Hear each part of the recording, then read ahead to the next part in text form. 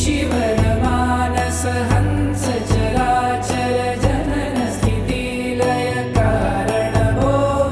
सांब सदा शिव शंभो शंकर शरणं मे तव चरणयुगम् अन्तःकरण विशुद्धिं भक्तिं च त्वयि सतिं प्रदेहि विभो सांब सदा शिव शंभो शंकर शरणं मे तव चरणयुगम्